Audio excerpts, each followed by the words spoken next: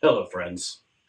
Jett here. And I draw Transformers Reanimated and color Transformers Reanimated covers for fun and profit.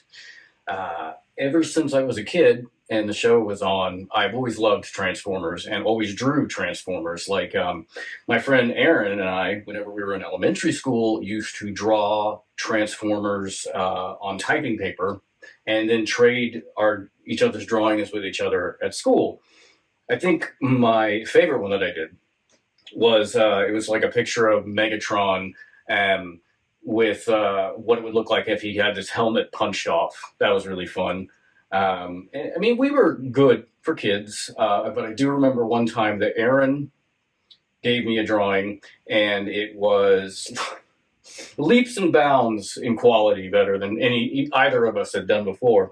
And he did eventually admit that he traced it out of a coloring book, which is tracer.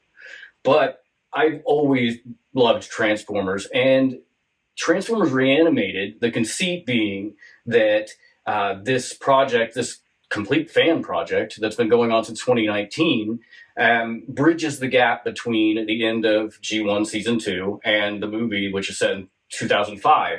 And it seems so obvious now, but it's a brilliant idea because there's so much meat on that bone. I mean, you could it's just a huge sandbox in which to play.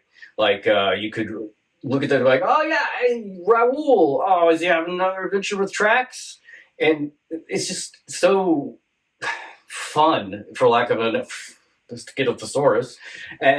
But the fact that even on the original show in season 1 and 2 and in the movie, we see on Cybertron there are many other Autobots and Decepticons doing stuff. So it's just, aside from being hemmed in by what the characters you have to get to that point they are in the movie, aside from that, it's kind of free game to do whatever you want. And it's just a very cool idea. And this fan project has been going on, Transformers Reanimated, since 2019, and they're about to do issue number 80, script and cover, and they've done one every single month since then. And so they obviously have to love this because they're not getting paid anything for this. So how did I meet Greig and Yoshi? Well, it basically was through the greater Transformers community, because my friend Aaron that I mentioned before and my other lifelong friend Caleb and I started a Transformers podcast in 2017, which was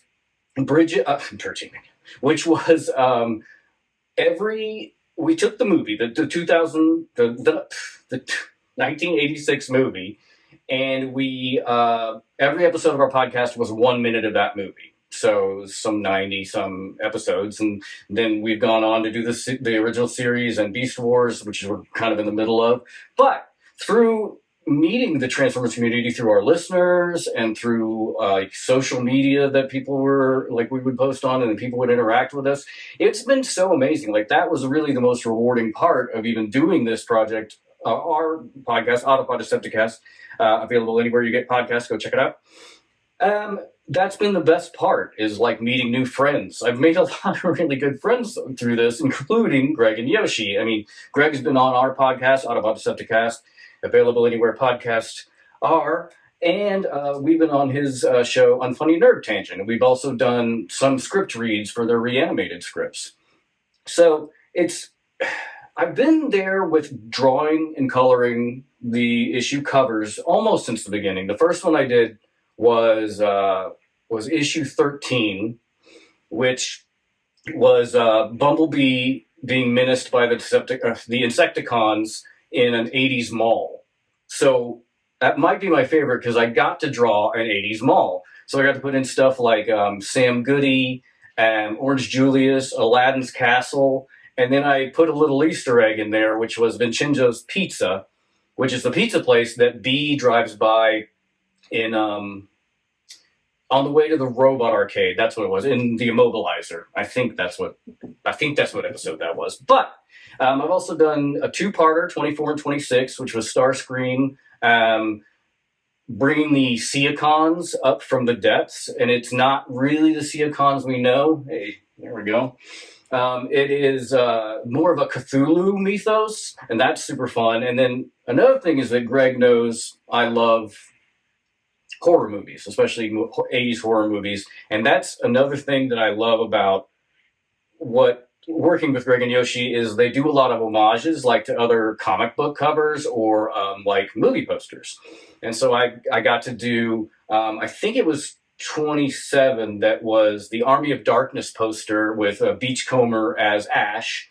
And then 44, I think that was a Halloween, or that might have been a March one. Anyway, it was Ratchet and B as Ripley and Newt in the Aliens poster. That was super fun to do. And then the most recent one that I've done that was released was issue number 75, which is my favorite horror movie of all time, The Thing, and it has Nightbeat on the cover, done in the style of the Thing poster. And then, not to spoil anything, but hey, stay tuned. There may be another cover from me coming later this year. What will it be? So, a lot of the stuff that I've really enjoyed is just the whole concept of the thing. Like I said, bridging the gap between the show and the movie.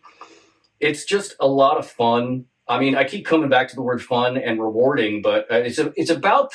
It was just amazing finding a community and also outgrowths of that, other creative projects like Transformers Reanimated that is basically it's kind of based on the love of a 40-year-old 20-minute toy commercial, and it's just been plain nice, and I like it. And the best part for you is that it's all for the free up on their website. All the scripts, all the covers they've ever done, and as an illustrator, seeing the covers that other artists do has been really great. The tiniest downside I could think of is that, I mean, they've had like Bob Vidigansky do covers, they've had Casey Collier do covers, and sometimes there was one time I think I followed up. My issue cover was following one of Casey Collier's, and that seems mean. That seems like a mean thing to do to anybody. But yep, all free. Definitely go check it out. As we kind of wrap up here, just check out everything Reanimated has to do. I love at the top of the month whenever I get to see a new cover that's dropped and like the new illustrations by other artists, and waiting for them to contact me when they think I would fit another script. So Reanimated, go check it out. Autobot Decepticast available anywhere podcasts are, and I will see you in probably never, but until then. Pistols at Dawn.